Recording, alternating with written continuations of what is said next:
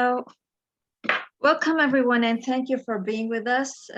We at Uruk, we have been conducting Uruk Education and Orientation webinar for the past months, and today we are pleased to have Mr. Mark Moore, who will be presenting the topic, Why Can't My Organization Grow and Improve, as part of Uruk Education Series webinar. Plotting a path of organizational growth, especially based on the project it chooses to execute, can be challenged. Mr. Moore will highlight in his presentation some of the fundamental elements that are necessary to real organizational growth and improvement, and weed out the things that only add noise and distraction. Our speaker, Mr. Mark Moore, is executive consultant at M2 Project Consulting Corporation. He is an experienced leader and communicator with a long track record of successful program and project management, training, development, and delivery, and transformational change. So welcome, Mr. Moore. And thank you everybody for being here with us. We want to remind you that this presentation is open for anybody have any questions. So feel free. We have the chat area where you can place your question, but if you want to jump in and ask Mr. Moore anything related to the area of his topic, he's open, he's flexible to answer any of your questions. But and another way also, if you like to keep it at the end of the presentation, we're also gonna have a section of question and answer, and so we can share your question, and Mr. Moore will be happy to answer them all. So, Mr. Moore, it's all for you. If you'd like to, your screen. Excellent. Thank you, Nada, and thank you, Munir, for hosting these. Welcome some new faces and names. A couple that I know. One that I know very well, worked with. What's it been, Brian?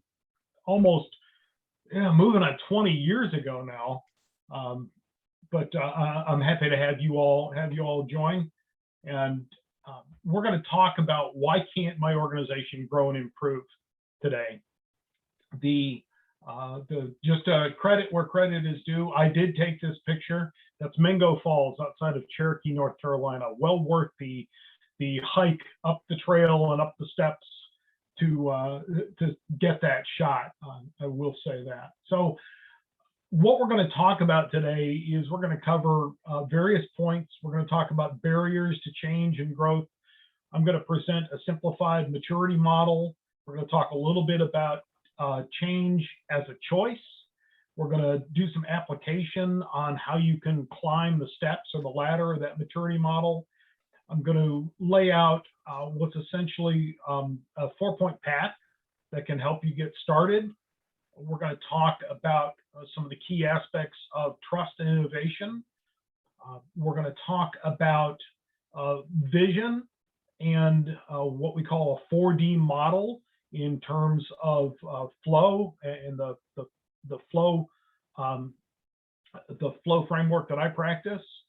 And as part of that, we're going to talk about looking for the one thing, and then we'll kind of bring it home with a discussion about culture and just the idea that any change has to be approached in a way that can make it sustainable. So as Nada said, feel free to pop questions in the chat. She'll be looking at those.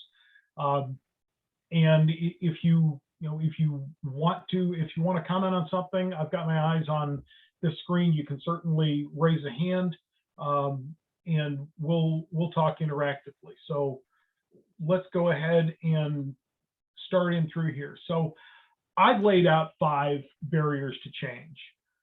The first one at the core is the absence of trust, and it's framed that way. That's the base of Patrick Lencioni's pyramid of the 5 dysfunctions of a team, and that absence of trust. And we'll talk a little bit more about what trust really means and how you get there, but that absence of trust, I find, is foundational for all stagnancy, lack of change, lack of innovation. There's got to be some inherent level of trust going on in the organization, foundational trust. And then with that, you've got a barrier of a lack of cohesive vision for the organization. And that vision, as we practice and demonstrate in the flow framework, that vision has to come from the top down. This is not something that can come organic and bubble up. This has to be an overarching, clear, cohesive vision for the organization that you use to frame everything else you're going to do. Sometimes what you have in barriers is you have an unaware situation, an unaware state that things are really stagnant. You think you're doing well, but if you're lacking that self-awareness and can't change, why should I? As far as I'm concerned, you're doing everything right. And that may be fine for now. And I can't remember, Andy, if it was you or somebody else who posted that quote from Jim Witt in Purpose Unlimited. If you lack self-awareness, you can't change. Why should you? As far as you're concerned, you're doing everything right.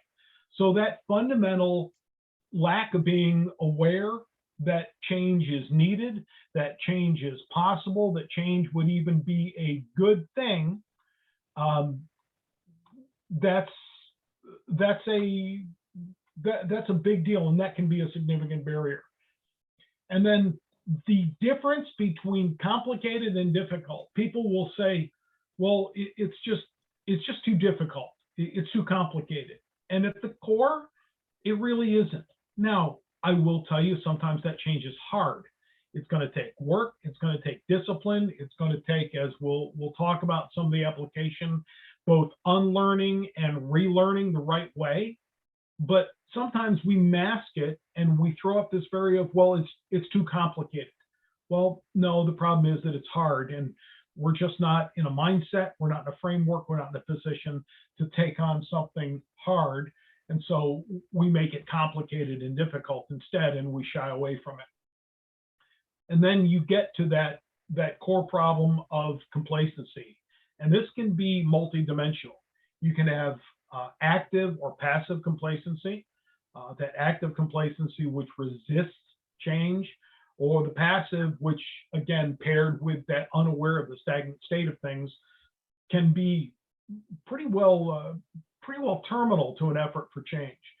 And to add dimensions to that, you can have that complacency both at an individual level and at an organizational or even team level. You'll see at least one slide where in Flow we talk about looking at things through 4 lenses of organization, product, individual, and team. And you can have levels of complacency and stagnancy within each of those. So it can get kind of multi-factored, which may make it look complicated, but the problem is overcoming that inertia is just hard work. And a lot of times we just don't feel like doing that. So what I did some years ago is I developed a maturity model for dummies. I said, I'm not a CMMI guy. I'm not hoping to be at my vintage, as I keep calling it. I'm not going to go through that. However, I think we all can learn from that if we kind of take it in a practical way. And so the 5-step maturity model says at maturity level 1, I exist. I'm operational. And I call this nominally functional. Okay. The organization is working, may even be working relatively well. The better you're doing at that point, the more you may end up falling victim to that stagnancy or unaware. But we're kind of doing okay at that point. At the second level, we do, but then you start to see we repeat in a pattern. I've got a trusted colleague, works for Gartner, in the Gartner for CEOs and leadership. And he talked about the maturity model, the 5 steps. The first couple are the prehistoric man. You're in existence mode. And then the next level up is artisans, where you're actually building things. You're defining and building. And you find that's in a repeatable pattern. And I call that practically functional. And then if you are willing to start breaking out of those molds, you can get to that third level, that progressively functional, where you're capturing baseline, you're doing some appropriate self-examination, and you're starting to make some choices about how and why you may grow and change the organization. And then if you are really willing to take the challenge, and you'll see in a couple slides, I've drawn a couple of lines to show some kind of dotted line barriers, or in baseball terms, we would call it getting above the Mendoza line. You can get to specific metrics, and you can get to this extremely functional, the improved level 4 organization. And then in certain cases, you can become the standard for others to follow. You can become Apple. You can become effectively the unicorn. And that's going to take a lot of hard work to get there. And it won't happen for everybody. But this at least sets out a target of stages that you can take yourself through. So I'm going to pause there. For those of you that have seen CMMI and other things, does this slide make sense? Where I've, again, tried to simplify it, narrow it down to say, here's a simplified maturity model.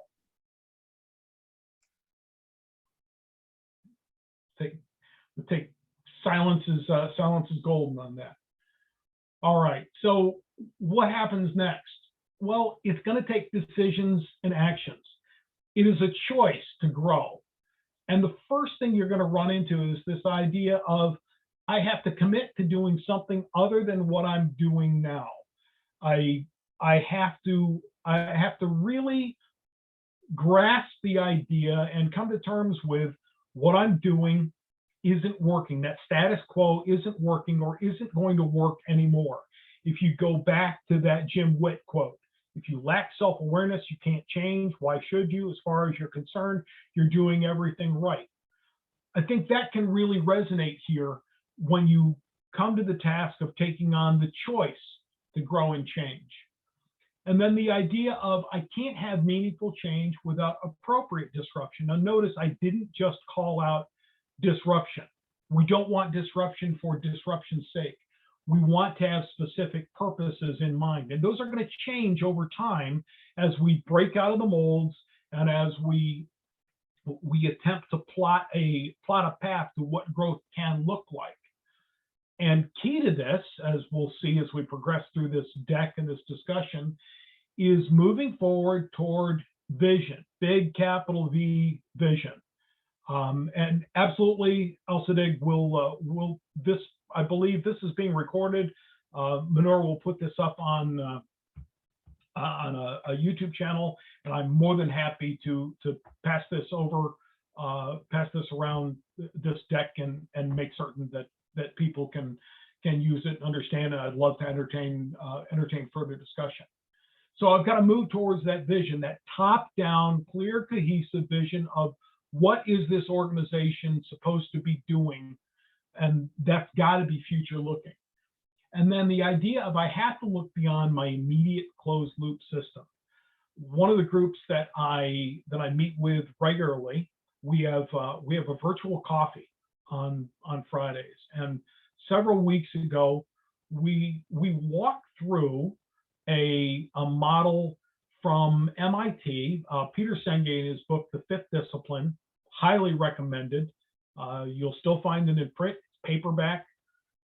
He talks through in one of the chapters this idea of the MIT beer game, and it's a supply chain model. It's a supply chain puzzle where you play different roles along the way, and the end goal of that is that in order to really change, you have to lift yourself up out of your immediate closed loop system. You're going to need feedback of others.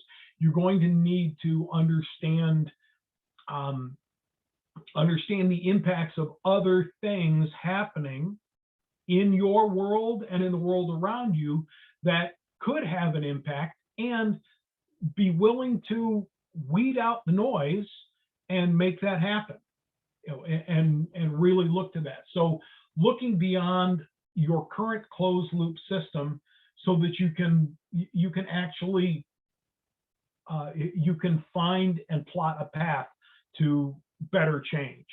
There you go. Thanks, Andy, for putting that in the chat. It's a great read to look at that narrative and what happens. And you get to the end, and you go, well, of course, but until you see the holistic picture, you really don't see that. You've got to get outside of that closed loop system. So I want to take a little bit of time with this slide. Now notice we've taken the 5 levels again and laid them out. We've got the do what we do now down here at the bottom, and notice that it's below all of the arrows and this all important dotted line. And it's there that way for a reason. I've taken some input from some of my trusted advisors, and we designed this slide with the words the way we did for a purpose. So do what we do now. This is that basic level of functional operation. And I got to tell you, that may be fine for most people. I doubt it in the long run, because it is anti-change. It doesn't really support growth. It's going to leave you stagnant for all sorts of reasons.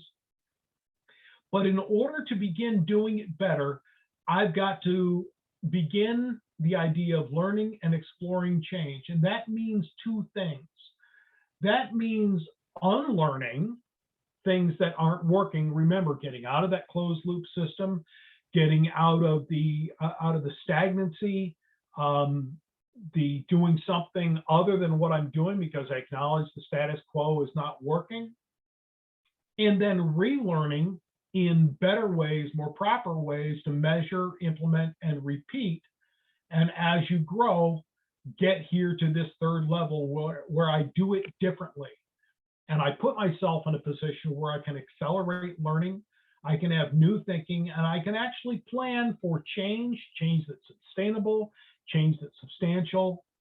And then this little dotted line, if I can cross over that, I can actually explore the appropriate disruptive change. I can plan my learning and change, and I can innovate to the point where maybe, just maybe, I can chase and wrangle the unicorn, and I can become the standard in whatever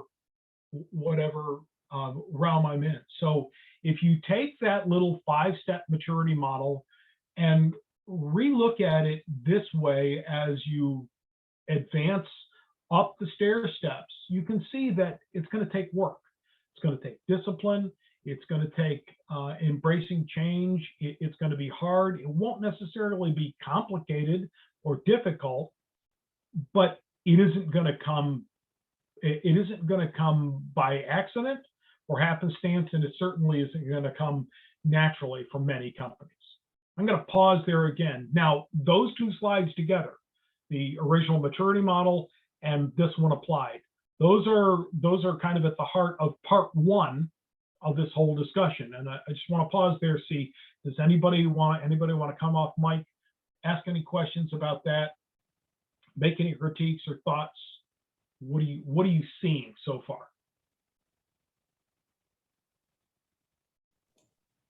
No question from my side, Mark. Looks good. And simplified 5-step process. Now it's clear. I like what you've done here on this slide with the dashed line, because crossing over the dashed line is, I think, that's the biggest challenge. It is. Yeah. There are a lot of organizations that will make it to that 3rd level, and they'll thrive there. Yeah. But don't kid yourself. It is a monumental leap to get above that dashed line. Absolutely. Yeah, Andy, good point. And going back to that self-examination, being able to pull the blinders off and get out of that closed loop vision, closed loop point of view, to say what really can and should happen. It's kind of like what's the art of the possible going forward up there.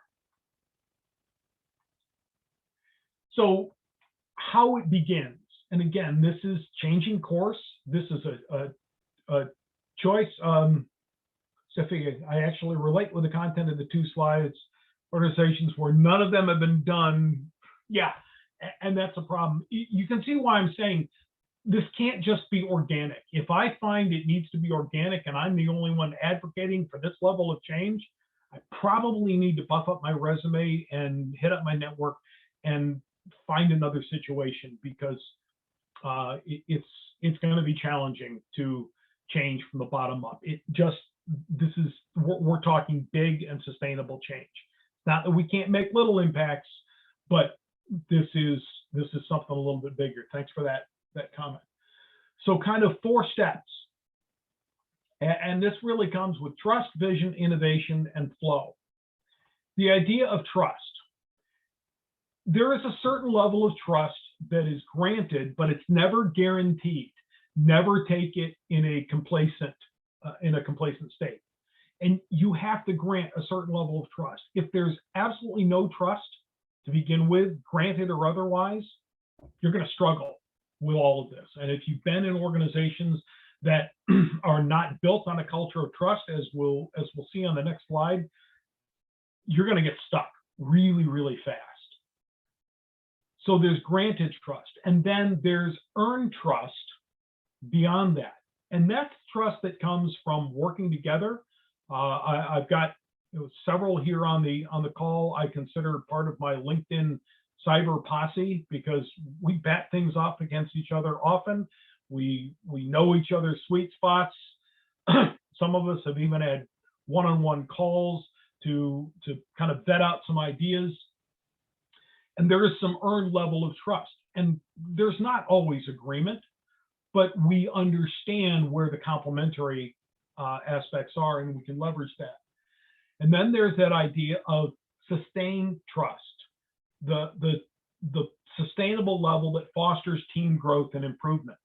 And it's all based on leveraging that granted trust up front, growing it as you continue to earn it, and putting things in a state where you can sustain it. And then this idea, excuse me, this idea of vision. Vision, and I'm going to talk about it from, and I look to my right there to see the book on my desk. The idea of flow, you'll see some citations of that in another couple slides. Flow starts with vision at the top, big capital V, and that is the executive level casting down a vision. And we happen to have a pretty darn good example here, sitting there with his camera on in front of his Uruk background. Manur had a vision for what could be for a new platform for project management. And that vision drives everything that Uruk and Sukad does. That vision drives hosting these webinars, not just to broaden the audience. That vision drives out everything. It's top down. And it's clear. That vision has to be clear from the top. It's kind of like the old saw you heard back in the early 60s space race, where then young President Kennedy toured toured one of the then NASA facilities, and he sees the janitor and asks him, "So what do you do?" He says, "I put Ben on the moon, sir." And it's a great story. It's probably fictitious, but it's a great story. But it clearly understood, it clearly demonstrated that man understood even his job, sweeping up floors, keeping things clean, supported the vision, cast down from the top. And it's got to be consistent. If you've been part of an organization that keeps recasting its vision like a washing machine on agitate or rotate, there's a problem there. It's not sustainable that way. It's frustrating, and you start to lose all the best people you have. So a vision, top down, clear, and consistent. And then this idea of innovation. And at the heart of innovation is a willingness to change. It's value driven, and that value has to align distinctly with vision. Everything you do, every initiative, every project, everything operational needs to support the vision, because if it doesn't, you're likely running a science experiment of some sort. And people generally get frustrated with the time and money wasted on science experiments that don't actually support the vision. that innovation has to be focused and aligned, and again, all supporting that vision. That's the value that they drive. And then the idea of flow. Flow takes the vision, a pretty simple 4D model, and yeah, there's a lot of other stuff that goes on around that, and drives out value over and over again in a sustainable way. So let's talk just a brief minute about this little 4x box that somebody else, this came from two gentlemen, Finn Goulding and Andrew Coleman. I kind of amplified this, ran this by him, and we all agreed, yeah, this talks about the two aspects of trust and innovation. And down here in the lower right, we have, there's no trust in an organization, and you've got all the wrong ideas leading to the wrong results. That leads to constant conflict. That's anti-flow. There's no trust. Nobody's open to new ideas. And you're going to end up in an organization that's stagnant or even moving backward, if that's the case. If I actually have trust, but the innovation isn't there, the openness to new ideas, the willingness to change, I'm still going to get the wrong results, and I'm likely going to be in constant debate over which direction we ought to do. And it could be healthy debate, but if it never ends, it doesn't really support the end goal. If I've got no trust but the right ideas, I'm probably still going to get the wrong results, because everybody is going to go be a world unto themselves, because I don't trust Andy to do what he should do to support my effort. I don't trust Tony to have my back, and there's going to be constant friction. If I have the right trust and the right ideas, I can then get the right results and achieve that flow, and I can advance. But in trust, I've got to be willing to give up the control. I've got to find an accountability that's mutually beneficial, and I have to be free to challenge without hidden agenda or bias. And the innovation, be willing to say, yeah, there may be alternatives. And that whole constant culture of there are really no bad ideas. We won't choose them all, because we're going to talk about it, and we're going to get to the right level for our organization to grow. But that's a basic 4x4 or a 2x2 of trust and innovation. And then if I amplify that a bit, I'm going to go to flow leadership, and you see this is Andrew Coleman, andrewcoleman.com. You can find a lot of this material. But the vision, engaging the right people, and this 4D model we'll talk about, will get you to flow. So let's get back to that. I think we've kind of talked about that clear vision from the top, cascaded down, constantly reinforced so that everybody understands it. The idea of the right people, this is a challenge, folks, because there may be some people who do not fit the destination that you're going to get to. Sefe, you talked about actually moving on from companies because your idea of the future, their idea of the future didn't match. I did that myself some 9-10 months ago. I walked away from a job at a major corporation to go back out on my own because I was seeing stagnancy, I was seeing churn. I wanted to plot a better course where I could link vision with value and help drive that out. And another one of Lencioni's books, The Ideal Team Player, he brings these three concepts of humble, hungry, and smart. And ideally, you have someone who has a balance of all of those, but it's pretty close to mandatory that you need two of those. You need to be humble and hungry, humble and smart, or hungry and smart. Because if you don't, if it's only one of those, the other two deficiencies will ultimately leak out and take over, and you'll find that you don't have the right people. So that's a real challenge, making certain that a clear vision is distilled down to the right people, and it's communicated, and those right people are able to engage. And then the idea of define. It's really pretty simple, folks. Every initiative aligns the value to be delivered to vision. Every initiative. Value supports vision. And then to distill, spreading that vision and agreement constantly, consistently, in a clear way. That's a repetitive thing, and it has to come from the top. And then deliver.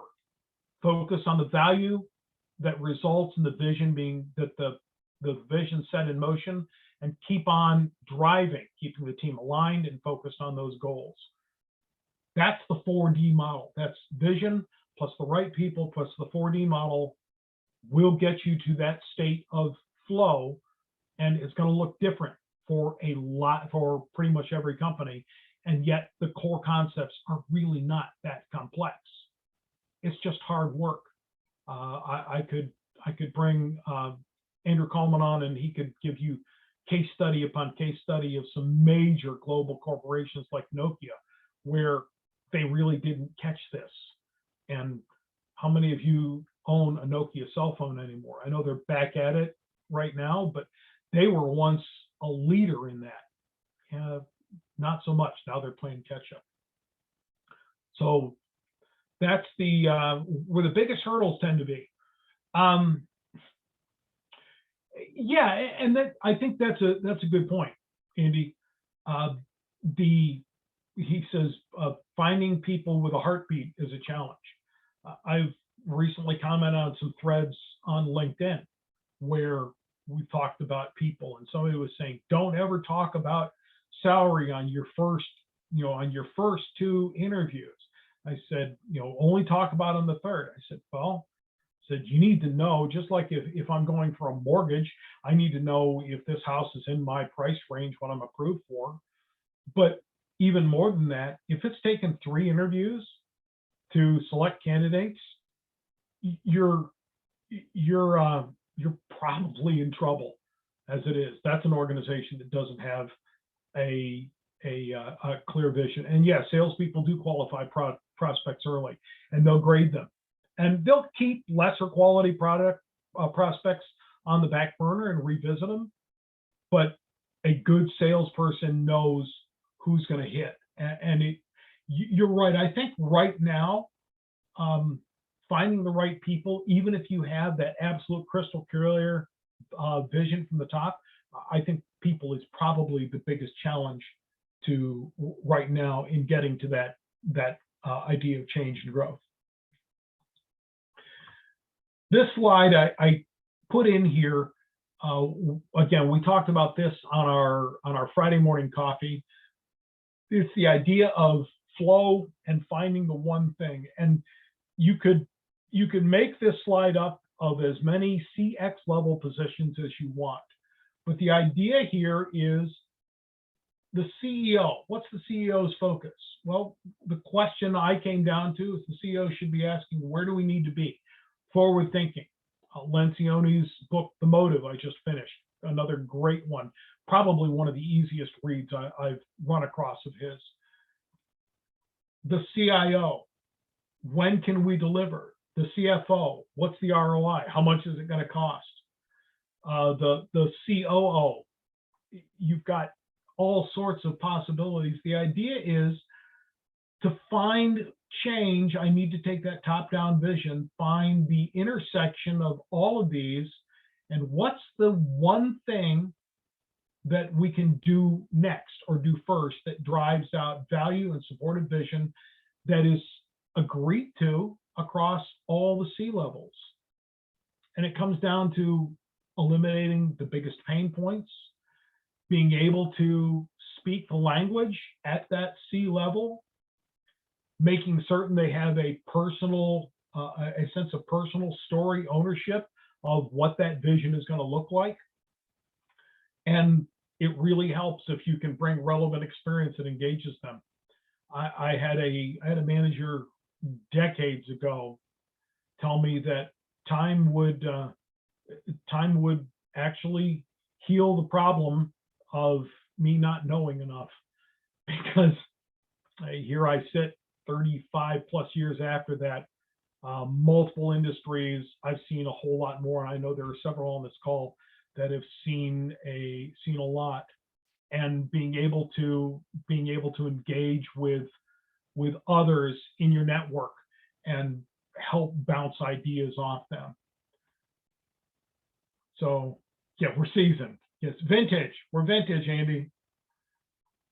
And then this whole idea of, and this is from my good friend Andy Coleman, culture eats everything for breakfast, lunch, and dinner. He uses this. Yeah, Tony, and it is. It's that clear vision from the top that they're aligned on, because if not, you get a bunch of fractured science experiments, and it doesn't work. But building on Drucker, culture eats everything for breakfast, lunch, and dinner. And these are arranged from the more abstract up in vision all the way down to the more concrete.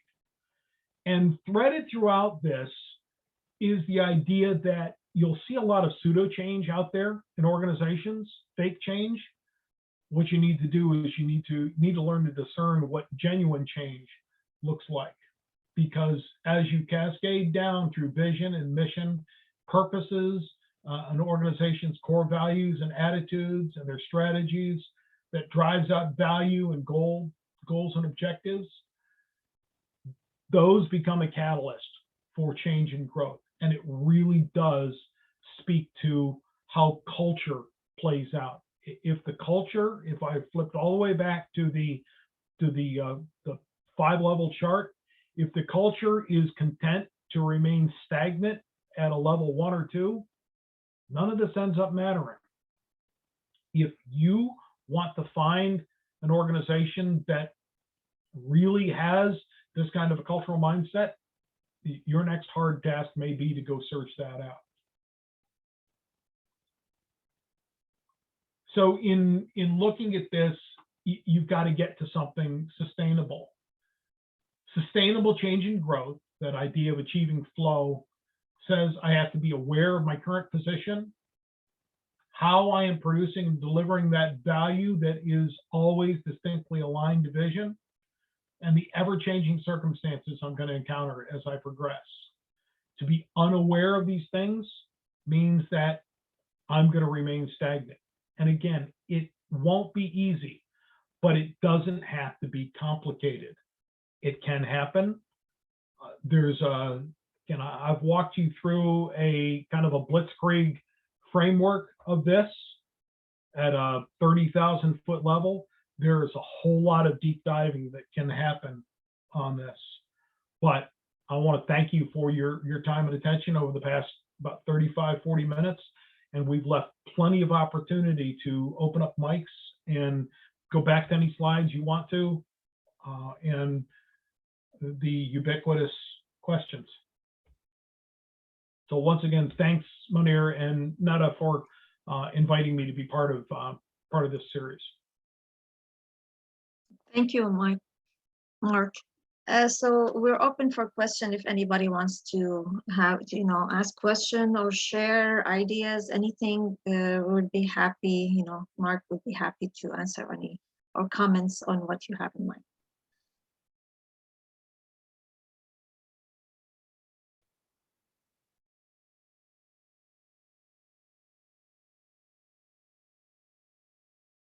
Happy to do that, Karen. Mark, a question. I know you've been active in consulting, and this is more of a general business model. Have you applied it with like project management organization and kind of reaction you would get? Yeah, you can. And I've got some colleagues who've done this, Andrew Coleman and some others who've done it within a project management organization.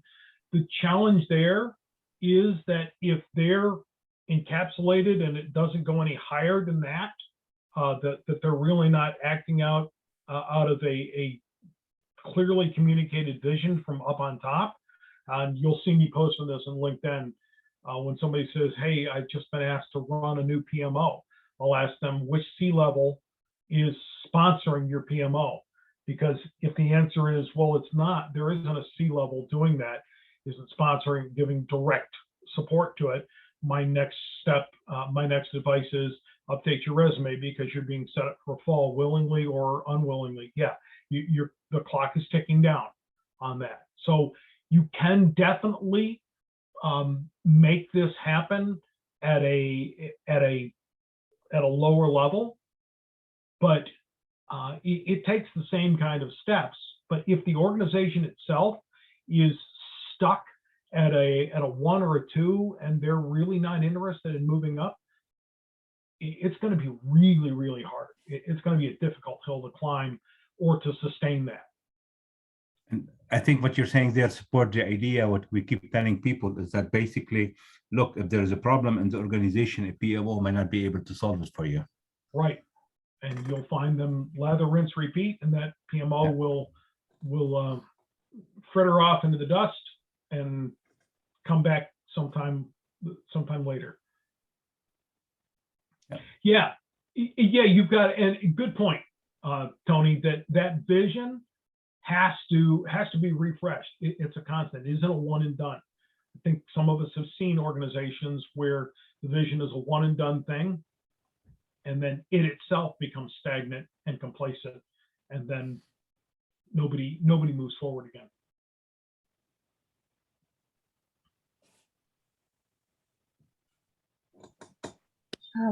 Hi, Mark. Hi, everyone.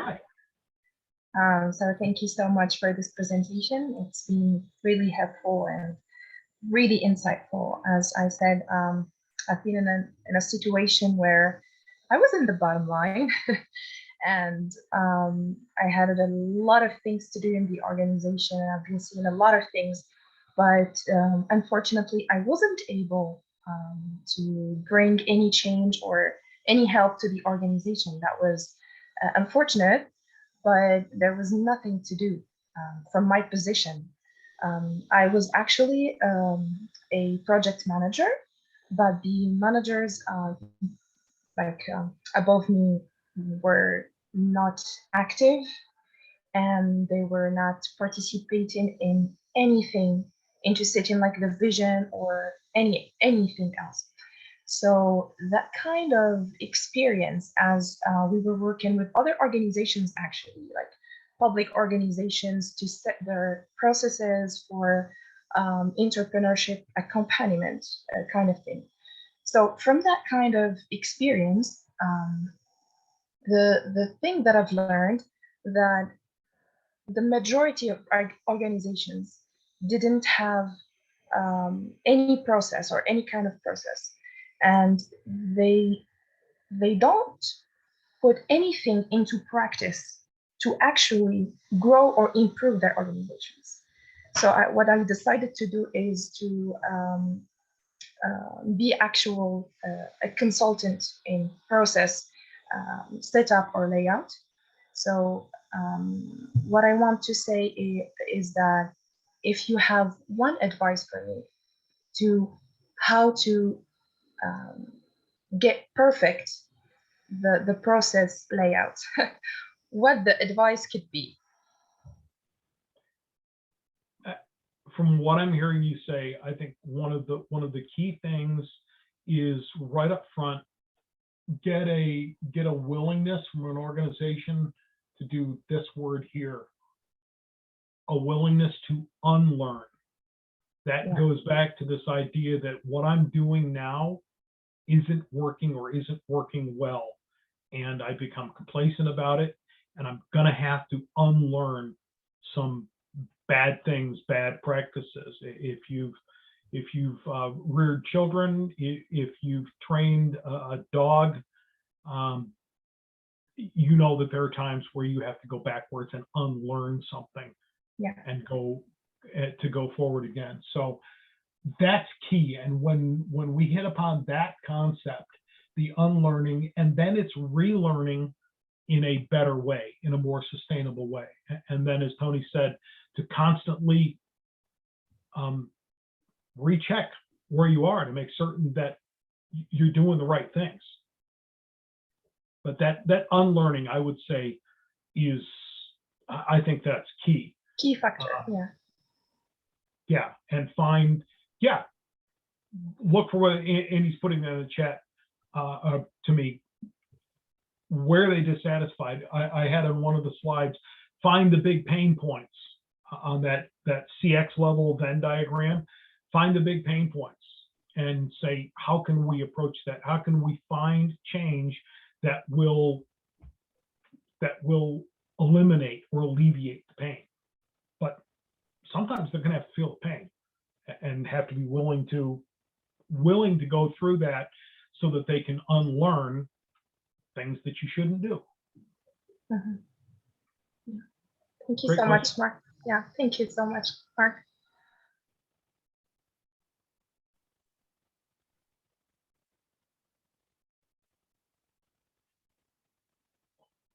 All right. Quick thought, Mark. Yeah. Had the opportunity to talk to Marcus Buckingham about his book, 9 Lies About Work. And one of the things he said, culture is not a thing. And I just thought that was interesting because everything seems about culture. And he goes, well, this is what he means, is that you can have an awesome culture at this level, but if it's bad at the team level, people are going to still leave. Or another way to look at it is, if it's not good at this level, but it's good at this team level, people will stay longer. And so he was advocating for, I'd say, stop waiting for the unicorn, stop waiting for the perfect organization, and do kind of, I think what you're saying here. And I agree with you 100% that there's only so far we can make it. But whenever I get depressed about problems at this level, try to say, wait, what can we do at this level? What can we do? And I think if we follow your model there, although it'll be limited what we can do, maybe we can rescue our team culture, our part of it. Right. And that's a valid point, because if we were to go through the details of flow, you've got organizational, product, team, and individual. There are 4 lenses that you can look at everything through. And maybe that's where I need to focus, at least for now. And it's not impossible, it's rare, but sometimes you can launch something from a grassroots, but it's still going to have to go up and over on top and land up here at the organizational and get distilled back down because they see the results and that it works. Yeah, I love your model. Thanks for taking the time to unpack it for us. And let me add to something what Andy was saying. I was years ago involved in a highly bureaucratic, resistant to change organization. We have 9 departments for project management, and I was in one of them. I was faced with, look, this organization is resisting to change, what to do? So I said, okay, what can I do? I started with the idea of the circle of influence. Where is my circle of influence? It's within my unit, within my department. And I was fortunate to have a department manager who believed in some of my ideas. So we start to push a lot of ideas, including organizing employee development plan, including organizing education, one-day education seminar, seminar actually, a month, by having audience from the department, including certification and other things. And within months, other departments wanted to start copying us. And even some of the things we were doing, they became listed on our organization balance scorecard. And that made it very difficult, even after I left that company. And I know some people want to remove some of the work I've done. They couldn't because it was on the balance scorecard of the organization. So yes, it's working at the lower level. It is possible to make a change. Very difficult, very slow, very painful, but it is possible. So just one case wanted to share. Yeah. And Tony Malloy, you chimed in the chat. Passive resistance sign. Yeah, change is fine as long as it isn't me that has to change. Yeah. I'm all for change for other people.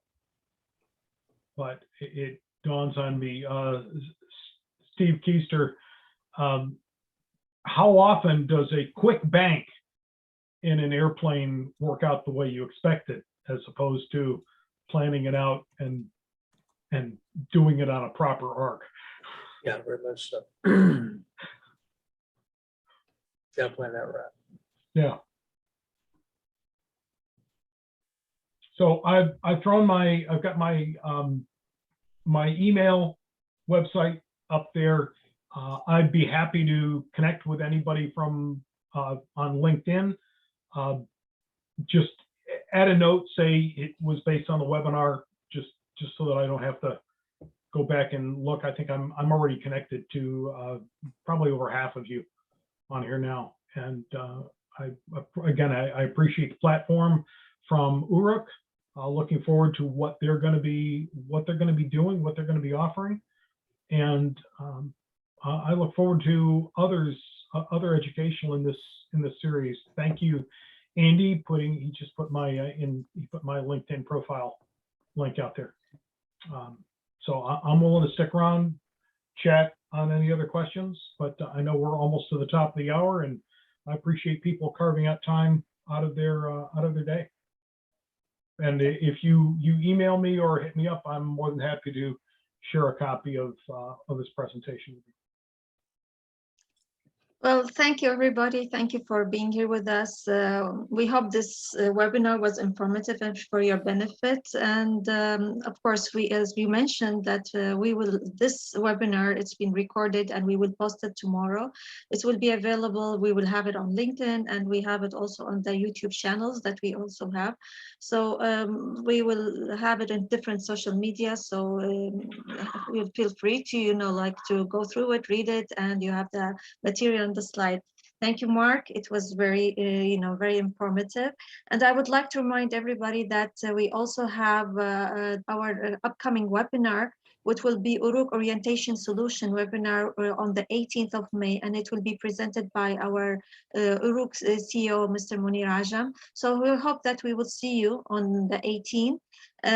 You can find our announcements on LinkedIn. Please register, invite friends and colleagues.